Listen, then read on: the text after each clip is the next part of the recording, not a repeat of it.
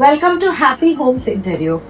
আমরা আজকে দাঁড়িয়ে আছি গল্ফ গ্রিনে অভিপ্সা অ্যাপার্টমেন্টে doctor Amit Kumar Haldar and doctor Ranjushree হালদারের সাথে।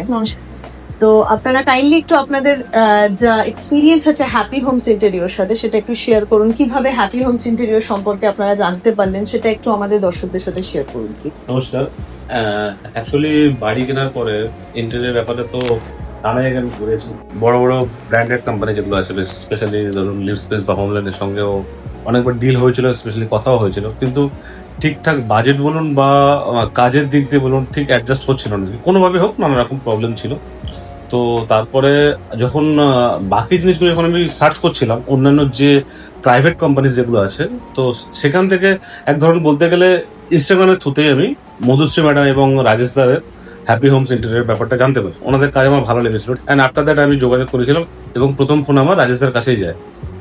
তো সেখান থেকে শুরু বলতে পারেন। আচ্ছা, আমাকে যারা চেনে তারা জানে যে আমার চট করে কিছু পছন্দ হয় না। আমি মধুশ্রীকে খুব জ্বালিয়েছি, ও ডিজাইনস পাঠাতো তো আমি অনেক চেঞ্জ করতে বলতাম। কিন্তু দ্য বেস্ট পার্ট ইজ যে যেটা বলেছি আমরা সেটাই এক্স্যাক্টলি এক্সিকিউট হয়েছে। That is the best part. And তার থেকেও বলবো যে budget was an issue for us, কিন্তু বাজেট যা ছিল আমাদের তার থেকে অনেক ভালো, অনেক লাক্সুরিয়াস লুক এসেছে বা আমার মনের মতো এসেছে।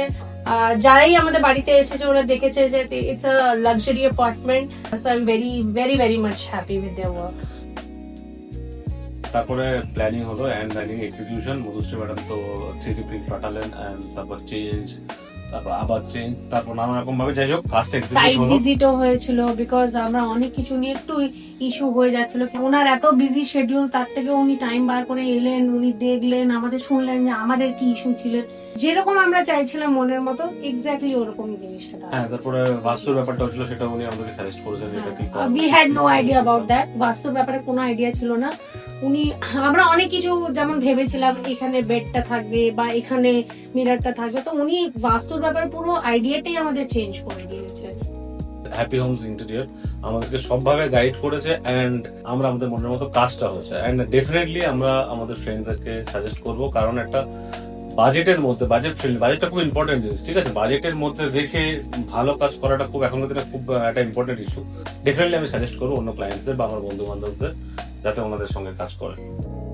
Thank you so much sir আপনার এই ভেরি ভ্যালুয়েবল রিভিউজ এর জন্য। থ্যাংক ইউ ভিউয়ার্স, দেখা হচ্ছে পরের ভিডিওতে।